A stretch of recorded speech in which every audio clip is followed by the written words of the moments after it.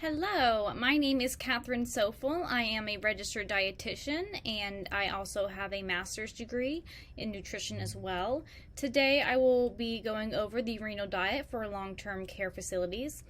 My role as a dietitian right now is I work in an acute setting in a hospital, and most of my patients on my floors are on the renal diet, so I'm very familiar with the renal diet and its components. So let's get started. Today's objectives are going to be discuss what renal is if you're not familiar with the term.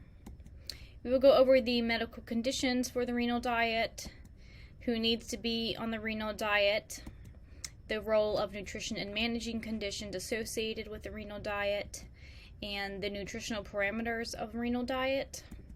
We're going to discuss the foods that are allowed or excluded on this diet, and lastly go over a short 10 question quiz. So what is renal? If you're not familiar with the term, renal is the medical term for the kidneys. And the kidneys are an organ that act as a filter to remove waste and fluid from your body. So you actually have two kidneys within the body, so luckily double the action. And the kidneys basically filter the blood and produce urine. So blood is constantly filtered through your kidneys, and the end product or the byproduct is what produces urine to be excreted. So this helps to remove waste products and extra fluid as well within the body. And by doing this, it prevents the buildup of waste and fluid to keep your body running healthy and normally functioning. So we're going to watch a short video just to discuss more about or to learn more about the kidneys.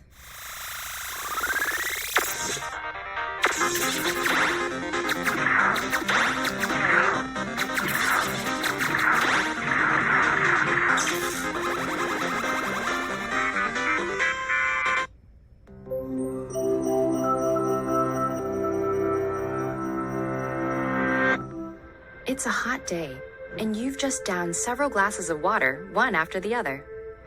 Behind the sudden urge that follows are two bean-shaped organs that work as fine-tuned internal sensors. They balance the amount of fluid in your body, detect waste in your blood, and know when to release the vitamins, minerals, and hormones you need to stay alive.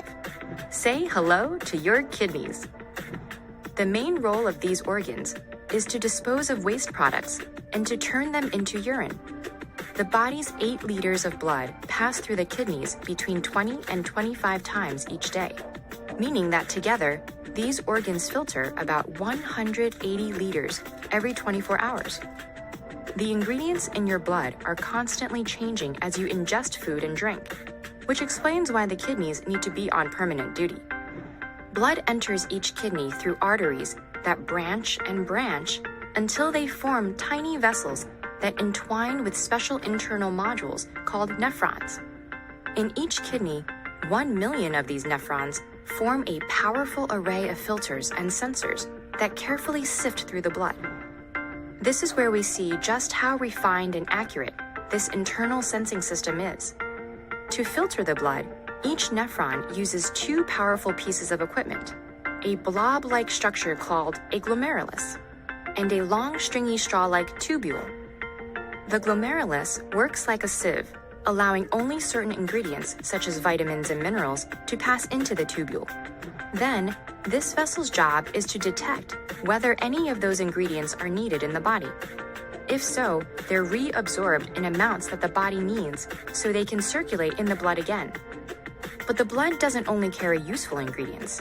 It contains waste products too, and the nephrons have to figure out what to do with them. The tubules sense compounds the body doesn't need, like urea, left over from the breakdown of proteins, and redirects them as urine, out of the kidneys and through 2 long sewers called ureters. These tubes empty their contents into the bladder to be discharged, ridding your body of that waste once and for all. There's water in that urine too. If the kidney detects too much of it in your blood, for instance, when you've chugged several glasses at once, it sends the extra liquid to the bladder to be removed. On the other hand, low water levels in the blood prompt the kidney to release some back into the bloodstream, meaning that less water makes it into the urine. This is why urine appears yellower when you're less hydrated. By controlling water, your kidneys stabilize the body's fluid levels. But this fine balancing act isn't the kidney's only skill. These organs have the power to activate vitamin D to secrete a hormone called renin that raises blood pressure, and another hormone called erythropoietin, which increases red blood cell production. Without the kidneys, our bodily fluids would spiral out of control. Every time we ate, our blood would receive another load of unsifted ingredients. Soon, the buildup of waste would overload our systems and we'd expire. So each kidney not only keeps things running smoothly, it also keeps us alive. Lucky then that we have 2 of these magical beans.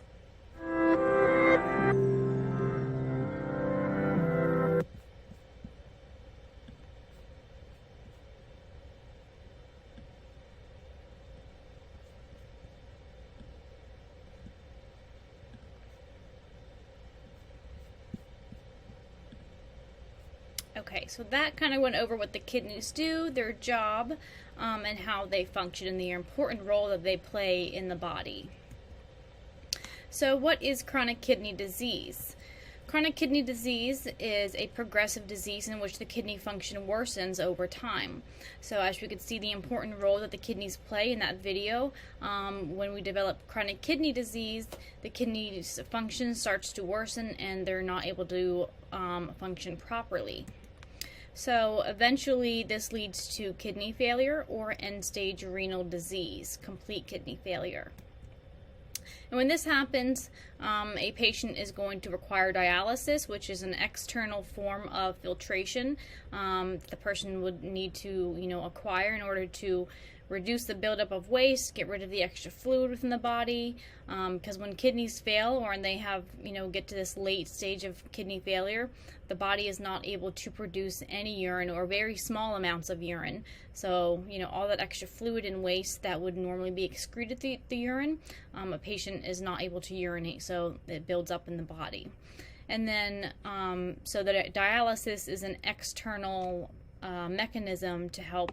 Basically, it's an external kidney that helps to filter out the blood then and do what, normal kidneys would do. The other resort is going to be a kidney transplant.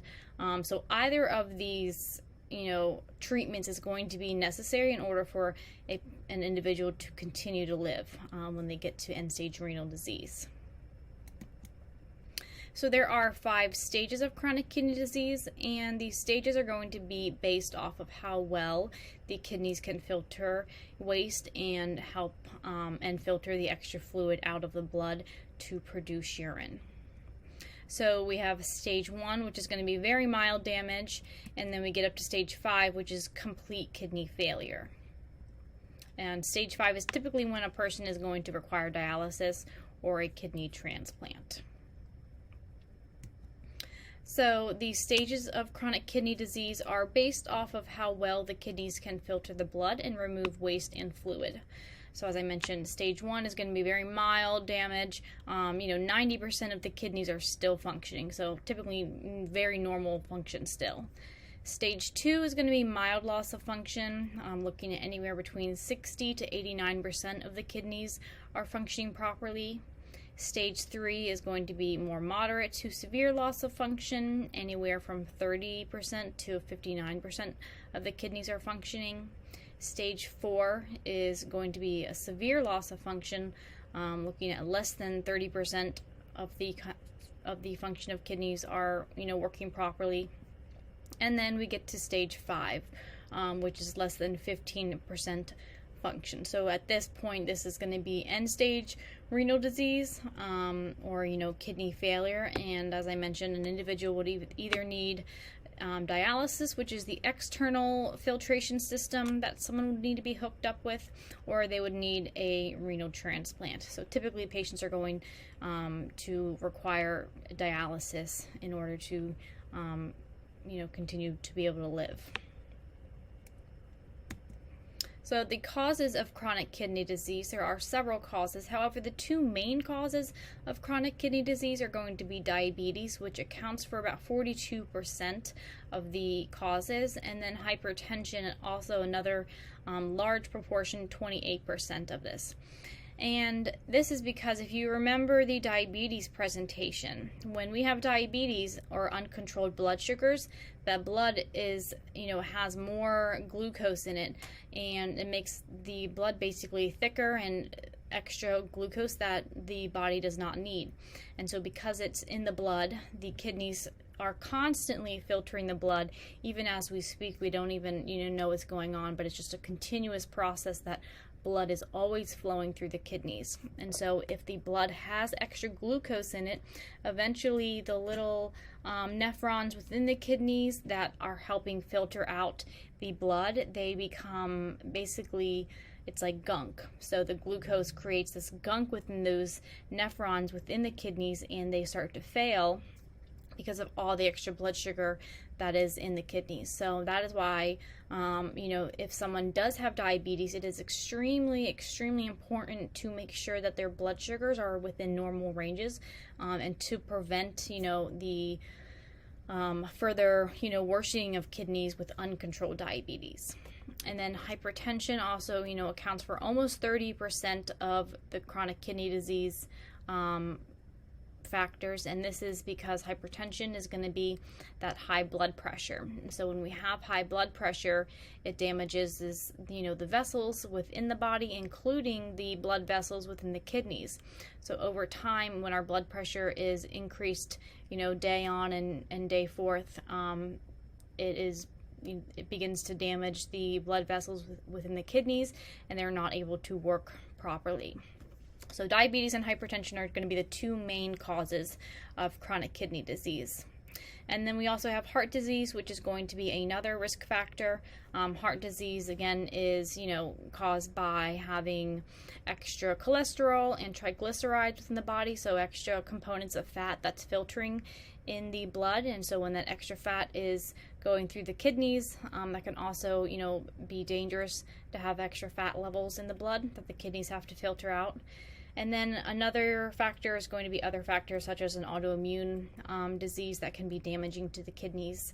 Smoking is also going to be a risk factor, and this is because anything that we consume by their mouth or smoking, any of those components from the chemicals from the smoke is going to be then, when we inhale it, it goes from our lungs into our blood.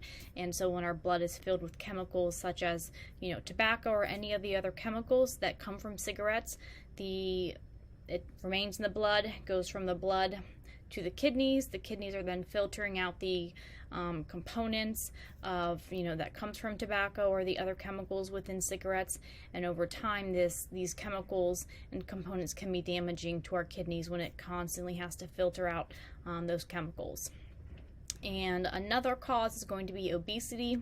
And because obesity is linked with several other risk factors that cause obesity or that are components of obesity, such as diabetes, hypertension, heart disease, these three main diseases are going to be very prevalent in someone who is obese. Obesity also increases the risk of inflammation within the body, and so this can be any type of inflammation anywhere. All of our organs are really going to be affected by obesity, so including the kidneys. So having chronic inflammation within the body that's linked to obesity is going to be another risk factor or cause of chronic kidney disease. So what are the nutritional recommendations for chronic kidney disease? Well, as I mentioned, there are 5 stages 1 through 5. However, in the earlier stages, when the kidney function, is still mildly functioning and begins to decline, stages 1 through 3, it is important to be on a carb-consistent diet if the patient is diabetic, again, because diabetes accounts for about 42% of the cause. So in the earlier stages of chronic kidney disease, it is very important that the patient, if they're diabetic, they're on a carb-consistent diet in order to maintain proper blood glucose and to avoid having, hyperglycemia and uncontrolled diabetes, as this is damaging to the kidneys. And secondly, a heart-healthy diet or a cardiac diet is going to be important for helping to control the blood pressure. So the early stages of chronic kidney disease, the kidneys worsen by having high blood pressure. So in these stages, if they're diabetic, they're going to be on a diabetic diet, and then they're definitely going to be on a cardiac or heart-healthy diet to reduce the amount of sodium, to reduce blood pressure. So bottom line is a cardiac or heart-healthy diet, and then if they are a diabetic, they will also be on a carb-consistent diet. And a heart-healthy or cardiac diet is going to be low in sodium, high in potassium, because potassium is beneficial for reducing blood pressure. It's also going to be rich in fruits, vegetables, whole grains, lots of heart-healthy foods to help control blood pressure. And then it's also important to maintain a healthy weight as well. So as I mentioned, obesity is going to be a risk factor for developing chronic kidney disease, and so maintaining a healthy weight to reduce inflammation and just for overall good health is going to be important. So for stages 4 and 5 of chronic kidney disease, these are the stages in which the kidney function is significantly reduced. At this time, the kidneys are really unable to filter waste. So when this happens, urination begins to decline. So because the kidneys are unable to filter properly, urine is going to be diminished, or sometimes it's going to be lessened. Sometimes a patient will not be able to produce any urine. When this happens, waste begins to build up in the blood. And uremia or high urea is going to be the result. So when we ingest protein, as the video mentioned, proteins are broken down in the body and it produces waste products, which is also known as urea. However, when the kidneys are unable to filter these waste products from the proteins begin to build up in the blood, and this is called uremia. We also have another component that will build up in the blood. It's called creatinine. This is again going to be the normal breakdown of proteins or any other waste products within the blood. So any normal functioning processes of the body naturally produce creatinine as a byproduct. And generally in healthy kidneys, we excrete creatinine through the urine. However, when we get to stages 4 and 5, the body is unable to excrete urea from proteins or creatinine from normal biological processes. Thirdly, we also have phosphorus that is going to start to build up in the blood as well. So a normal kidneys function, they are able to excrete phosphorus through the urine, but when we get to these later stages, phosphorus is going to build up in the blood. And same thing with potassium. So potassium is also naturally excreted through the urine, but when the kidneys are unable to filter the fluids in the blood, potassium will start to build up. And at these stages, this is when an individual would prepare for dialysis. So when we see these numbers in the blood that are becoming very high, or when an individual is unable to produce any urine or not enough urine to maintain, a healthy body, then an individual is going to prepare for dialysis or an external source of filtering the blood. So who requires a renal diet then? Well, it's typically going to be a patient with advanced stages of chronic kidney disease, and this is going to be stages 4 and 5, the pre-dialysis stages of 4 and 5. And then secondly, around stage 4 and 5, or the dialysis stage, also known as end-stage renal disease, an individual would need to be on hemodialysis or peritoneal dialysis, and these are the two types of external filtration systems that an individual would need to be hooked up to in order to filter the blood normally, since their kidneys are unable to do it for them. And a renal diet is going to be prescribed to individuals when they get to stages 4 and 5, when we see that their potassium or phosphorus levels are high in the blood. Again, because these two components are naturally going to be excreted through urine in normal functioning kidneys, but around stages 4 and 5 and end-stage renal disease, the kidneys are unable to excrete these because urine is no longer being produced properly, and so we're going to see these two minerals begin to build up in the blood. So when this happens, then that individual is going to need to be on a renal diet, because the renal diet is going to restrict these. So what is the renal diet? The renal diet is going to be designed for both pre-dialysis and dialysis patients. Again, those pre-dialysis is typically going to be stages 4 and 5. And then obviously dialysis patients is stage 5 or end-stage renal disease. And the renal diet is restricted in several components. One is going to be potassium. Again, as I mentioned, the potassium is no longer excreted through urine when kidneys begin to fail or have gotten to that failure point in stages 4 and 5. It's also going to be restricted in potassium, sodium, protein, and fluid. Again, I'm going to go into all of these components in detail, but these are going to be the 5 main, or the 5 main components that are going to be restricted in the renal diet. So potassium.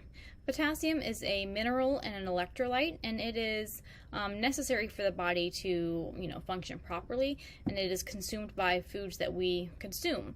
So when we consume foods that are high in potassium, it helps regulate processes within the body and helps nerves to function, muscles to contract, and it maintains a heartbeat. So the heart is also a muscle, and so in order for the heart to beat properly, it needs to have potassium in order to contract and restrict, contract and restrict. So although we are restricting potassium within the renal diet, potassium, a little bit amount is still very important for the body to work properly. And during the later stages of chronic kidney disease, as I mentioned, stages 4 and 5, potassium begins to build up in the blood because the individual is not able to produce urine. And too much potassium in the blood is also known as hyperkalemia, and this can be extremely dangerous. So having high levels of potassium in the blood is dangerous because it's going to affect the way your heart muscles work. And having too much potassium in the blood can cause irregular heartbeat, and it can also lead to a heart attack as well. So again, although potassium is a necessary mineral and electrolyte for proper functioning, if we have too much of it in the blood, it can cause an irregular heartbeat. Now, in individuals who do not have kidney disease, our body is able to maintain proper levels of potassium in the blood, so this is not something that we have to worry about if we don't have chronic kidney disease. Only if we have chronic kidney disease, these later stages, do we have to worry about too much potassium. And potassium containing food, so we've got bananas, tomatoes, oranges, prunes, cantaloupe, avocados, chocolate, spinach, tomatoes, apricots, potatoes, winter squash, pumpkin, which is also a winter squash, beans, nuts, and salt substitutes. So as we can see from these pictures, a banana is going to be about 450 milligrams of potassium, and the daily restriction for the renal diet is going to be 2,000 milligrams. So keep that in mind as we go over these next foods. Soybeans, a half of a cup of soybeans is going to be 1,600 milligrams. So it's almost 3 times the amount, or it is more than 3 times the amount as a banana. Kidney beans, a half of a cup of kidney beans are going to be 1,300 milligrams. Half a cup of apricots is going to be 1,100 milligrams. Potatoes, 1 medium potato is almost 1,000 milligrams. A half a cup of prunes is going to be 700 milligrams. Beet greens that are cooked is almost 700 milligrams. Half of a cup of spinach is 600 milligrams.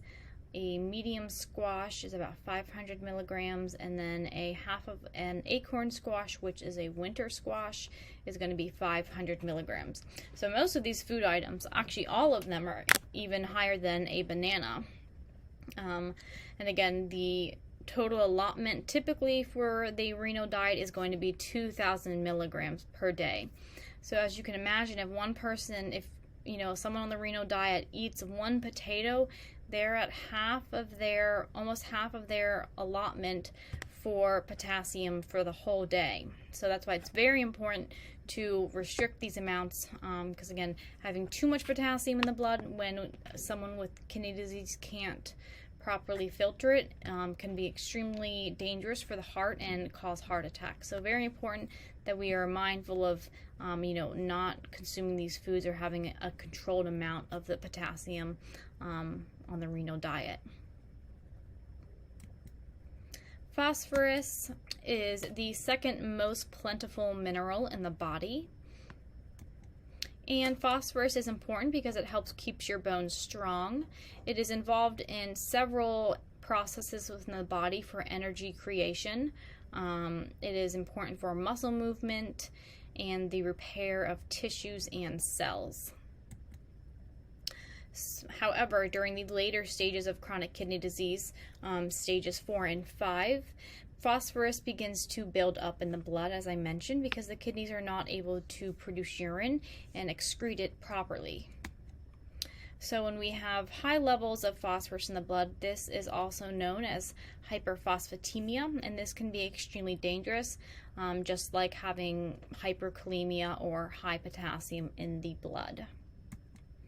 So when we have high phosphorus in the blood, it pulls calcium from the bones. And this is because phosphorus and calcium work as a homeostasis mechanism in the blood in order to keep levels in the blood balanced.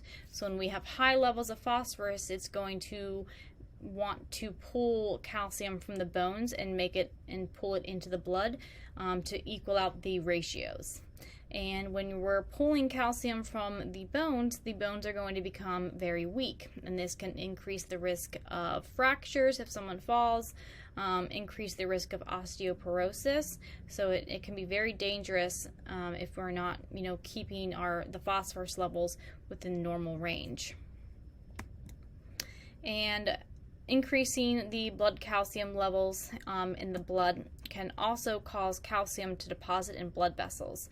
So when calcium is pulled from the bones, it goes into the blood, and then eventually that calcium has to go somewhere, and so it starts to deposit in the blood vessels, the lungs, eyes, or even in the heart, because it needs to go somewhere. It can't go back into the bones.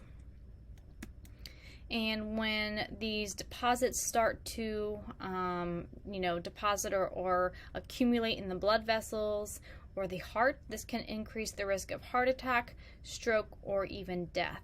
So, being very mindful of the amount of potassium and phosphorus that someone is consuming on the renal diet, or someone who has chronic kidney disease in these later stages, is very, very important, because it can be, associated with cause of death if we're not careful of restricting potassium and phosphorus.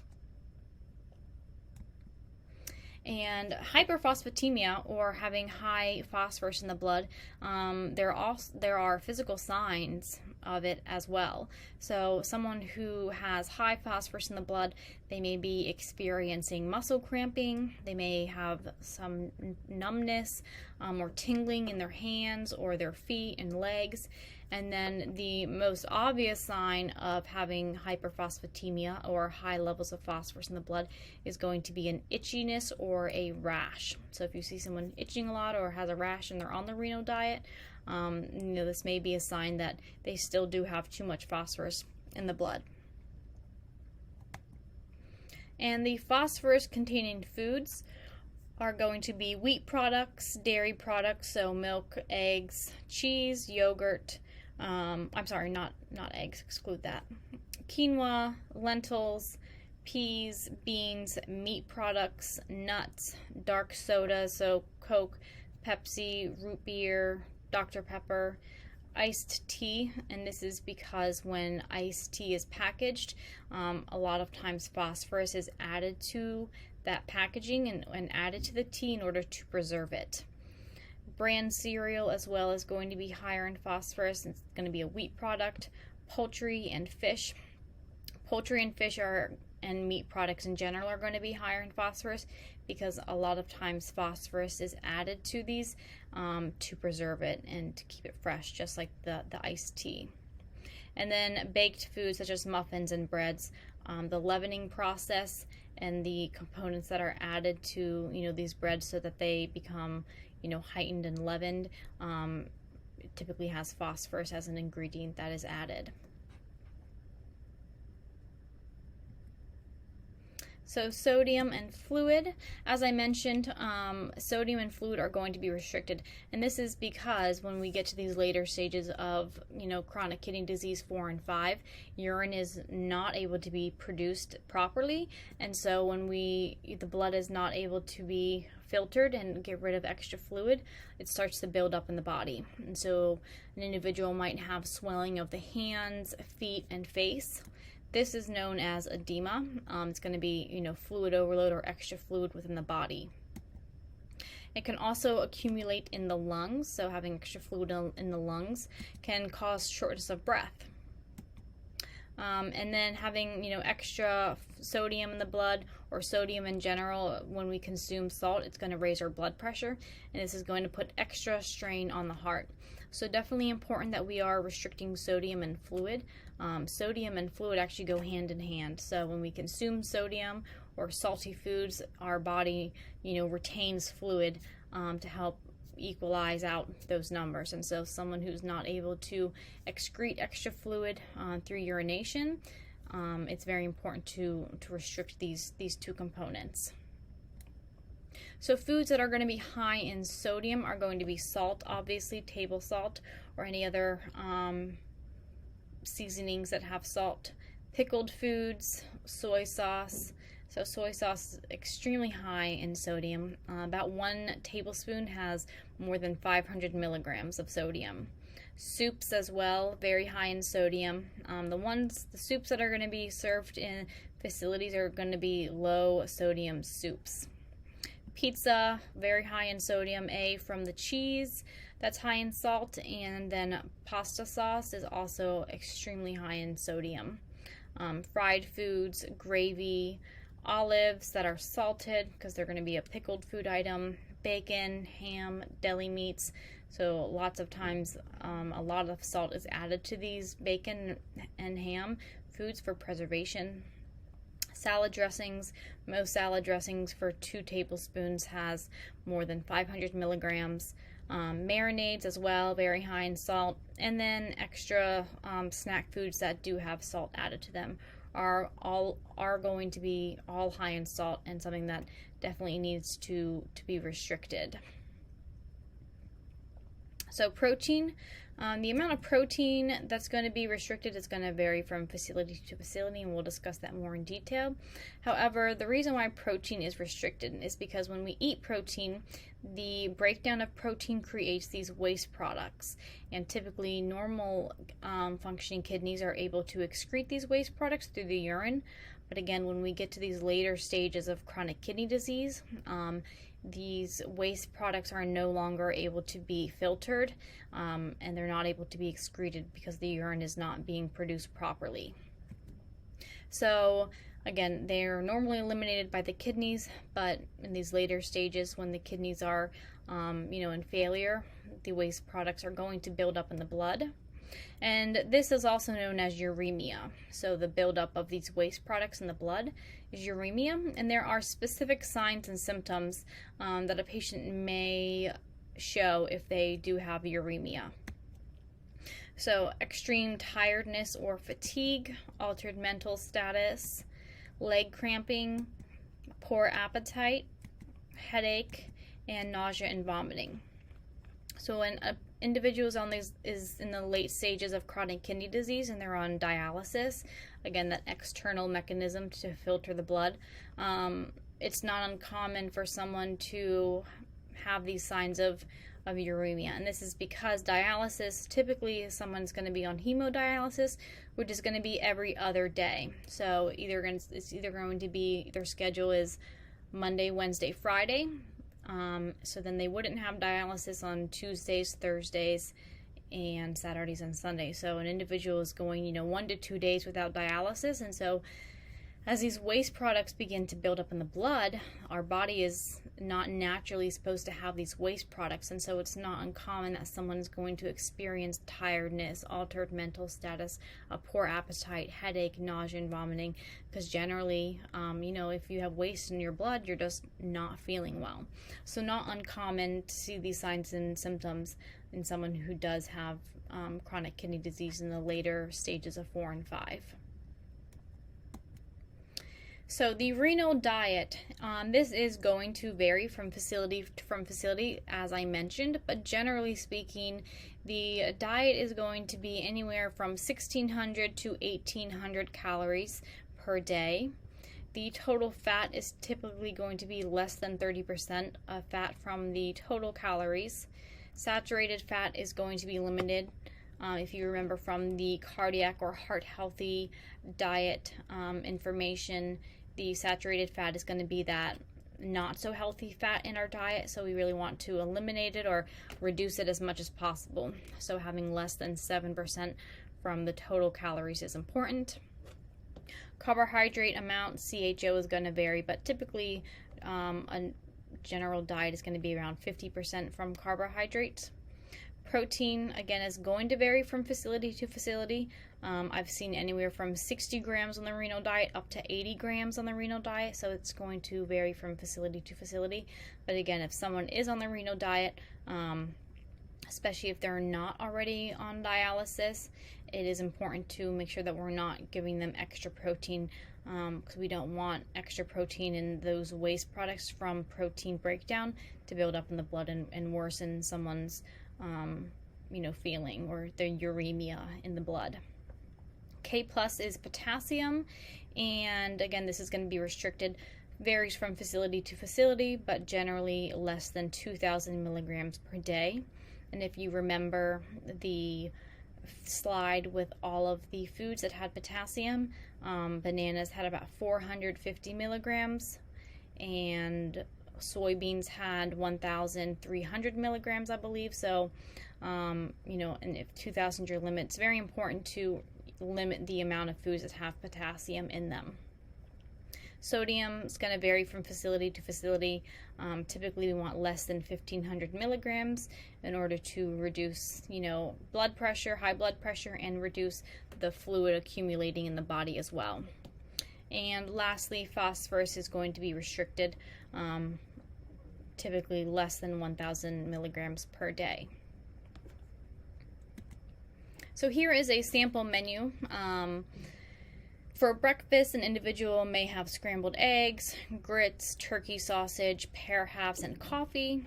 For lunch, they may have oven roasted chicken breast, yellow rice, zucchini and squash medley, a dinner roll, and apple juice. And if you remember from the slide earlier, zucchini was one of the foods that did have potassium in it. However, when we are creating a renal diet menu, obviously we cannot exclude every food item that has potassium in it, because potassium is still an important electrolyte for the body, for our muscles to function properly. So some diets and menus will allow foods that do have potassium and phosphorus in them, because again, we want to reduce the total amount, and as long as we are under the protocol standards, then it's okay to have a little bit of food that does have potassium and phosphorus. I've even seen at my hospital, actually, we allow patients to have potatoes, 1 cup of potatoes once a week if they're on the renal diet. So these foods are going to be limited, but not 100% excluded, again, because potassium and phosphorus are important for body to function, so we just have to keep the levels below a certain amount. And then for dinner, an individual might have beef tips, buttered egg noodles, green beans, a dinner roll, and ginger ale. So let's go over the beverages and foods that are going to be allowed.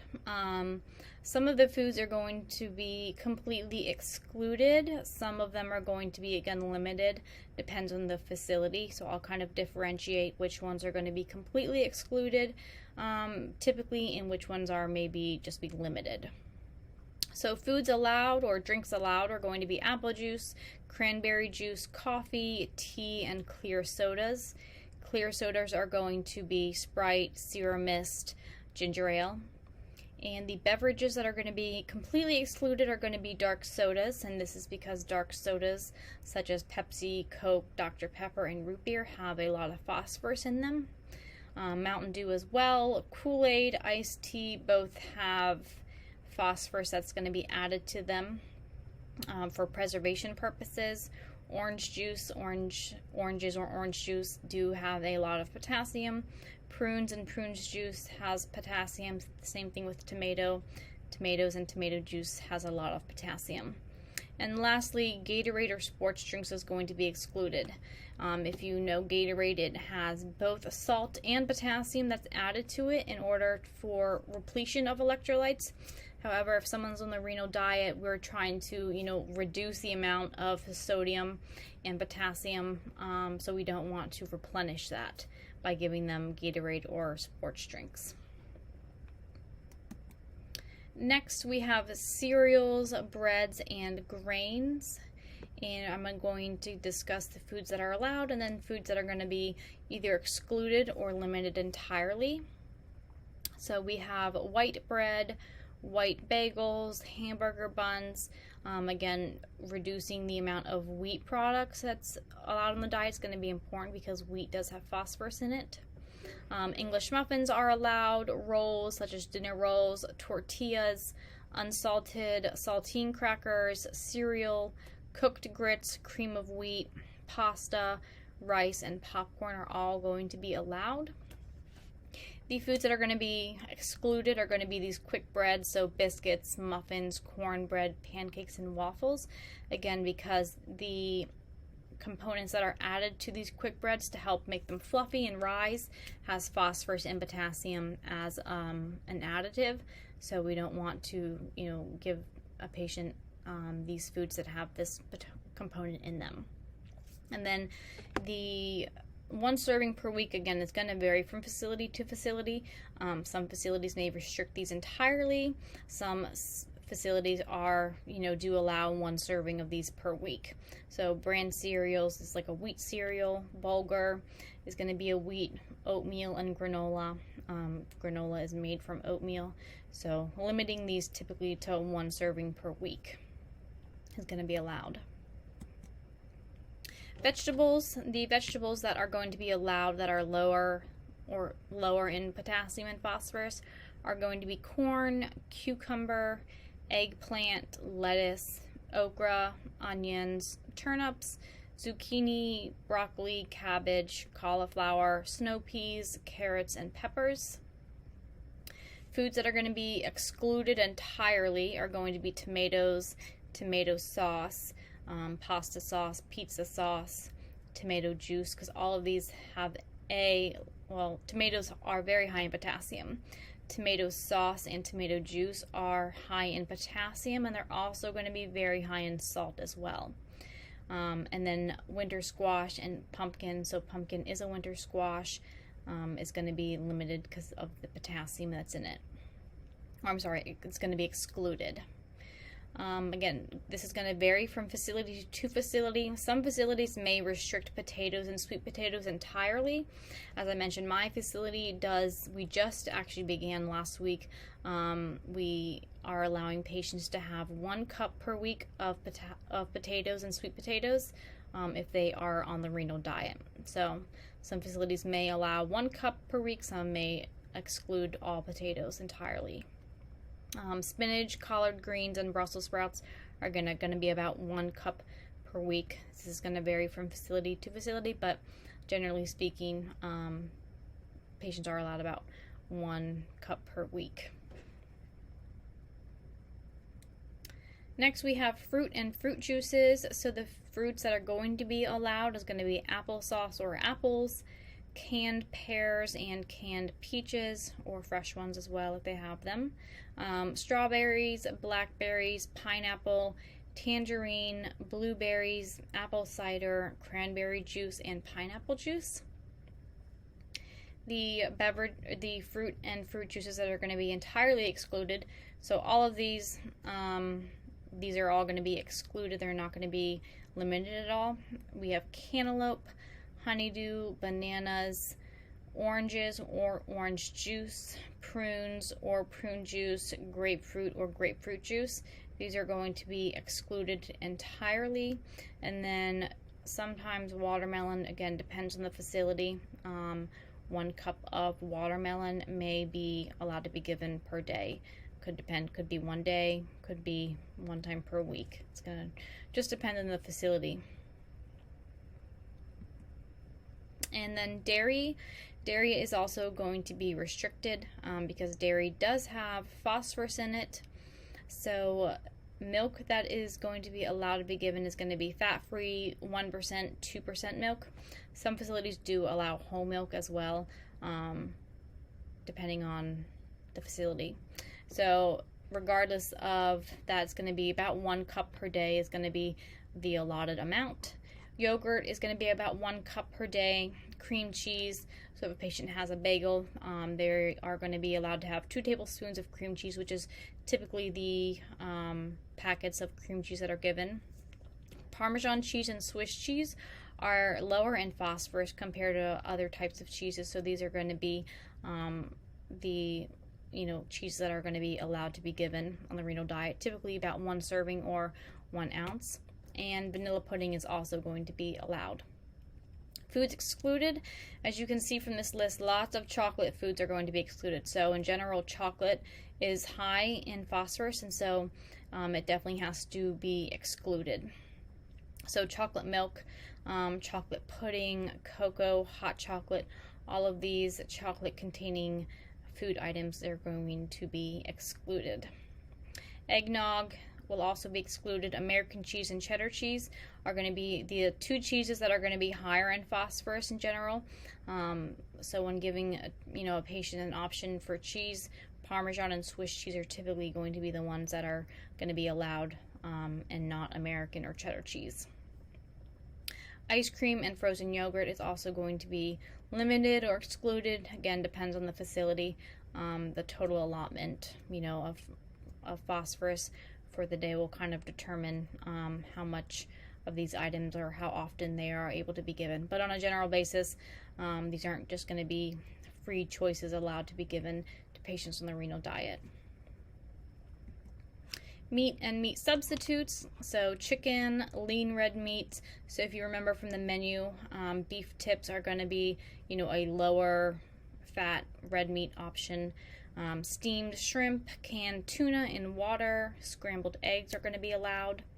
Foods that are going to be excluded are going to be mostly the ones that are higher in sodium. So bacon, bologna, ham, lunch meats, smoked meats, chicken nuggets, chicken tenders, hot dogs, fried meat. So again, all of these are going to be very high in salt and are going to need to be excluded. And then a lot of times seafood is added with phosphorus for preservation purposes, and so any seafood that has phosphorus added to it is going to be typically excluded. And then limiting dried beans and peas, again, going to vary from facility to facility. If there are soups with beans and peas, typically those are going to be allowed, just limiting the total amount that's given. And snacks and miscellaneous items, foods, so applesauce, vanilla pudding, jello, tuna or egg sandwiches, and hard-boiled eggs are going to be snacks that are allowed to be given. And snacks that are going to be limited or excluded are going to be nuts, trail mix, mostly because these are A, have potassium and phosphorus in them, and then B, they're likely salted. Chocolate is going to have phosphorus, peanut butter is going to have phosphorus and potassium. Potato chips, potatoes have potassium and they're also salted, and then any other salted snack foods are going to be limited and excluded. Other salty foods, pickles, olives, soups, and marinades Soups, again, soups that will be served to the renal diet are going to be low sodium soups. And fluid restriction. Now, not all patients on the renal diet are going to be on a fluid restriction. This just depends on the individual patient. If they, have fluid accumulation, they may be on a fluid restriction. And if this is the case, typically fluid restrictions range from 1,500 to 2,000 milliliters a day. So this bottle is 700 milliliters. So you can get a good idea that, if someone is on a 1,500 milliliter fluid restriction, they may be given 2 of these bottles per day. So just so you have an idea of how much fluid. And you also want to reduce the consumption of foods that contain water or melt, because this is going to contribute to the overall fluid that a patient has or is consuming. So reducing the amount of, excessive ice that is being consumed, popsicles, ice cream, and gelatin, because all of these items melt and do produce water then, and then soup as well, since it does have fluid. So the total amount of soup that a patient is going to be allowed is going to be monitored. And if a patient is extremely thirsty, there are ways to quench the thirst. So limiting salty foods. So when we consume salty foods, we then become very thirsty in order to kind of counteract how much salt we've consumed. So reducing salty foods will help. You can also chew gum as well. This will help create saliva in the mouth and kind of help us, not be so thirsty. Rinsing the mouth out as well. So providing the mouth with a liquid and then spitting it out is also a good mechanism. Sucking on ice, mints, or hard candy. Again, not an excessive amount of ice, but a few ice chips can help to quench the thirst, and then sucking on mints and hard candy as well. So now we are going to go over the quiz. We have 10 questions to go through. Question number 1 is the renal diet is for those with what? A, heart disease, B, liver disease, C, kidney disease, or D, lung disease.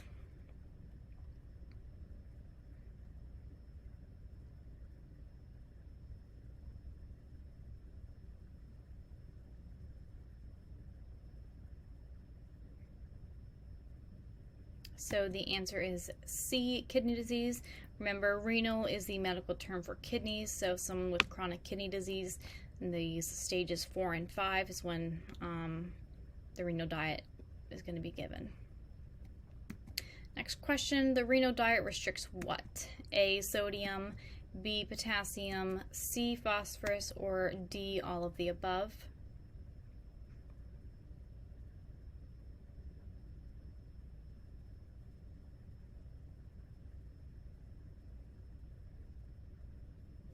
And the answer is D, all of the above. The renal diet is going to restrict potassium, phosphorus, sodium, fluid, and protein. True or false, all stages of chronic kidney disease require a renal diet. A, true, or B, false.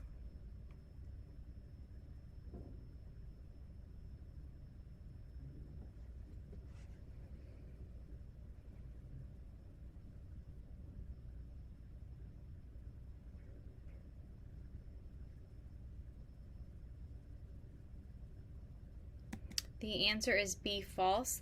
Typically only when patients are in the later stages of kidney disease, so 4 and 5, is when they will require a renal diet, when potassium and phosphorus starts to build up in the blood. In the earlier stages of kidney disease, when potassium and phosphorus are not elevated in the blood, an individual is going to be on the cardiac diet, and they may also have the diabetic diet along with that if they have diabetes as well. Question number 4, what are the 2 main causes of chronic kidney disease? We have A, diabetes and hypertension, B, smoking, C, family history, and D, autoimmune.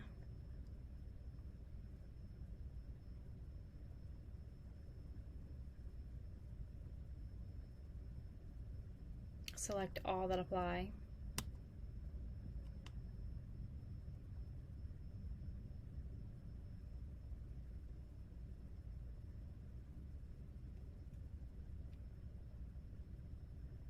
The answer is A, diabetes and hypertension.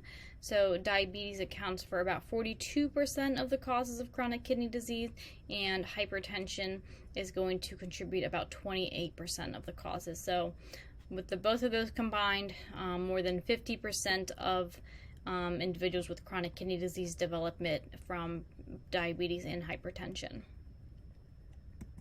Question number 5, why is sodium restricted in the renal diet? A, sodium increases fluid accumulation, also known as edema. Sodium is not restricted. Sodium increases blood pressure. Or D, sodium reduces blood pressure.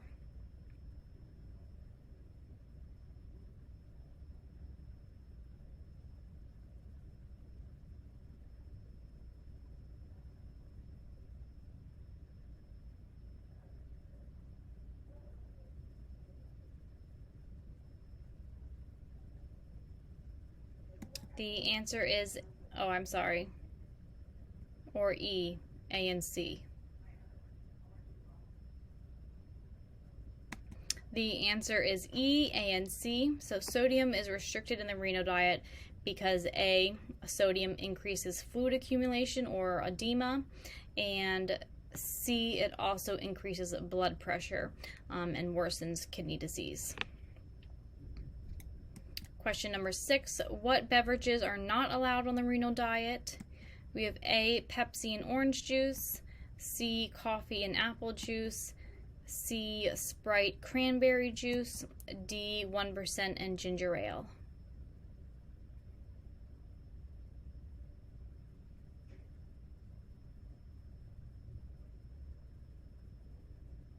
And the answer is A, Pepsi and orange juice. Remember, Pepsi is a dark colored soda that has lots of phosphorus in it, and orange juice are made from oranges, which has lots of potassium in it. So these are going to not be beverages allowed to be given on the renal diet. Next question, 7, what fruit choices are allowed on the renal diet? We have A, bananas, apples, pears, and plums. B, fruit cocktail, oranges, pineapple, and blueberries. C, tangerine, cantaloupe, peaches, and grapes. And D, applesauce, grapes, strawberries, and pears.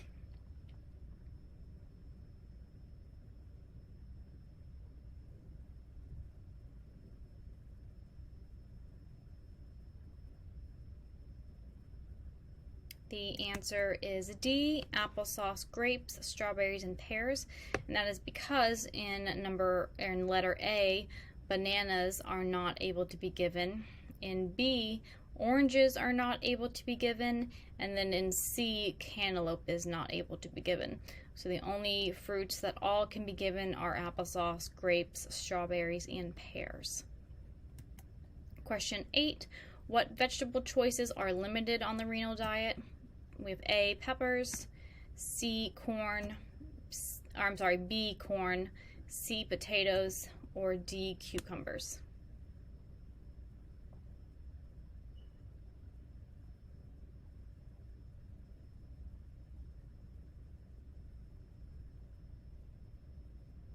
And the answer is C, potatoes. These are going to be limited depending on the facility. They may also be restricted entirely. So if they are not restricted entirely, then normally a patient on the renal diet could have potatoes maybe once a week. But generally, they're going to be limited or excluded. Question 9, what is not an appropriate lunch choice for a renal diet? We have A, hamburger, side salad, pears, gelatin or Sprite. B, roasted turkey breast, glazed carrots, applesauce, dinner roll, coffee. C, spaghetti with meatballs, roasted zucchini, strawberries, and chocolate milk. And D, fajita chicken, Spanish rice, bell peppers, onions, and water.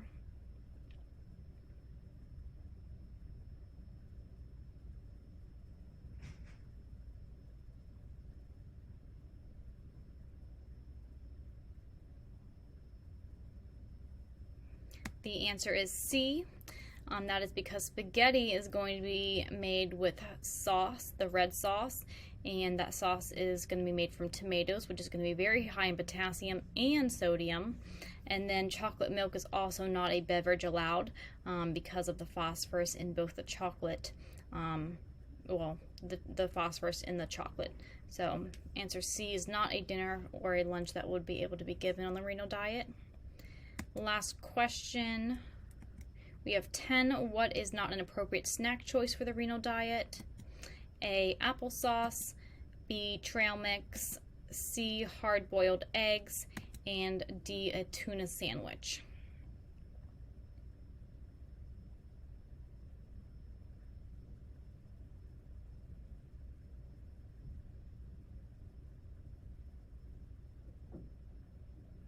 The answer is B. Trail mix is not an appropriate snack choice because the nuts in the trail mix are going to be higher in potassium and phosphorus, and typically trail mix is also going to be salted as well. So applesauce, hard-boiled eggs, and tuna sandwich are going to be appropriate snack choices. And that concludes today's presentation on the renal diet. I hope you have a great day. Bye-bye.